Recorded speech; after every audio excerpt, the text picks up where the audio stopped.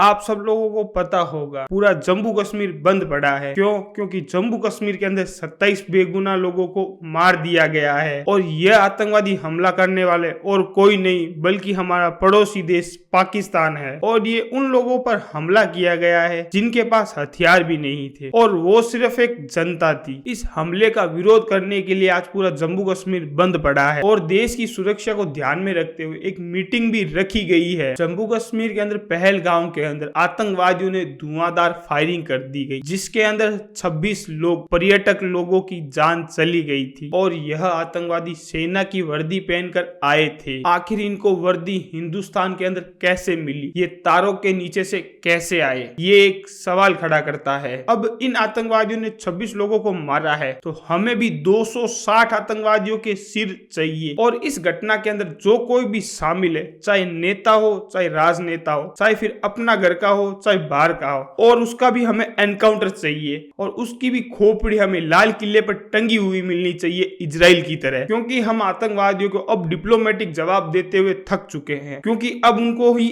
ऐसी ही भाषा समझ आएगी। 3 आतंकवादियों को सेना की वर्दी पहनकर अपने क्षेत्र के अंदर आना और किसी को भी ना पता चलना इसके पीछे किसका हाथ है, उसको पकड़ना चाहिए और उसका भी एनकाउंटर करना चाहिए। क्योंकि ये जो 26 लोग मरे हैं, कहीं ना कहीं इन्होंने अपनी फैमिली को खोया है, तो उनको भी यही अधिकार मिलना चाहिए। उनके घर उजड़ जाए पर उनके सर धड़ से अलग चाहिए। और कुछ लोग तो ये भी बोल रहे हैं कि जो ये वक्त बोल आ रहा है, इसके पीछे उनको डिप्लोमेटिक जवाब देने के लिए, मोदी पर दबाव बनाने के लिए इन लोगों ने यह कांड किया। क्योंकि महाराष्ट्र के अंदर 5 घंटे पहले ही असरुद्दीन ओवैसी महाराष्ट्र के अंदर एक बहुत बड़ी सभा बुलाते हैं और वहां पर स्पीच देते हैं और उसके 5 से 6 घंटे बाद जम्मू कश्मीर के अंदर ये घटना हो जाती है। नरेंद्र मोदी माशाल्लाह सऊदी अरब गए हैं तो वहां पर मोहम्मद बिन सलमान से या हबीबी बोल के मिलेंगे और भारत में आकर बोलेंगे कि इनको कपड़े देखकर पहचान।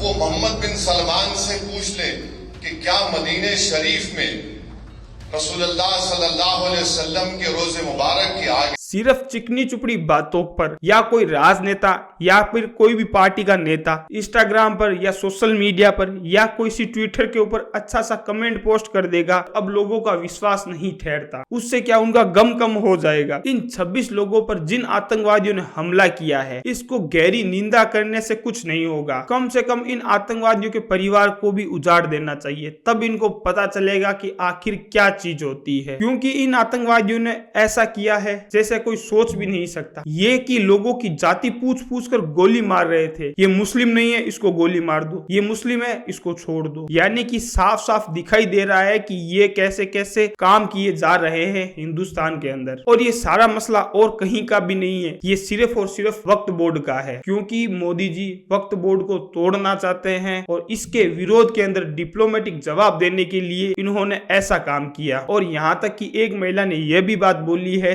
कि जब उसके पति को मार दिया गया तब उसने बोला कि मुझे भी मार दो, तो उसको यह बात बोली गई थी कि जाकर मोदी जी को यह बात बोल दो। यानी कि साफ साफ शब्दों में यह बात बोली जा रही है और हम फिर भी चुप बैठे हैं और हाथों पर हाथ धरे बैठे हुए हैं। उधर नेपाल के अंदर भी उसके देश के अंदर अनस्टेबलाइजेशन दिख रही है और बांग्लादेश के अंदर भी अनस्टेबलाइजेशन दिख रही है और पाकिस्तान पहले से ही क्राइसिस के लिए जूझ रहा है। इस वजह से ये बाहर वाले देश भी इंडिया को ऐसे ही करना चाहते हैं। हम लोगों को इस बात के लिए जानना चाहिए कि हमारे लोगों ने उनको कौन कौन ने हेल्प करी। क्योंकि आतंकवादी को रहने के लिए खाना, कपड़ा, दवाई वगैरह ये सारी चीजें की व्यवस्था किसने करवाई। अगर हमारे ही देश के कुछ नेता, राजनेता मिले हुए हैं, उनको भी नहीं बख्शना चाहिए, चाहे उनकी भी मुंडी काटकर लाल किले पर चढ़ानी चाहिए। अगर हम इजराइल की तरह नहीं सोच पाएंगे तो हम आतंकवादी कभी खत्म नहीं कर पाएंगे। हमें कहीं ना कहीं अपना माइंडसेट इजराइल की तरह यूज लेना होगा, तब जाकर हम इन आतंकवादियों को ठीक कर पाएंगे। क्योंकि हमारे जो पड़ोसी देश है उसको खाने के लिए लाले तो वैसे ही पड़े हुए हैं, पर वह आतंकवाद फैलाने के लिए कभी बाज नहीं आएगा। 2019 के अंदर पुलवामा अटैक किया गया था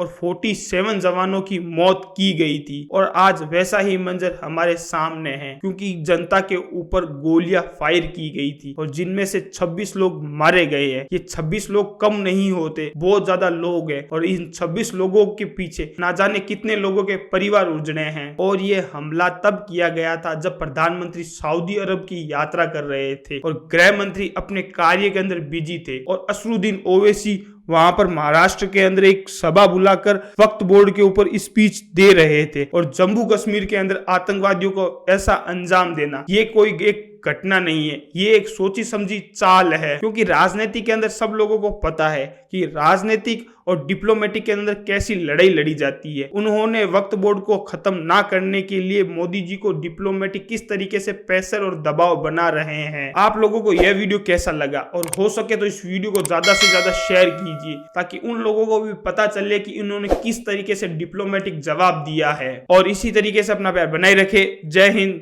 जय भारत।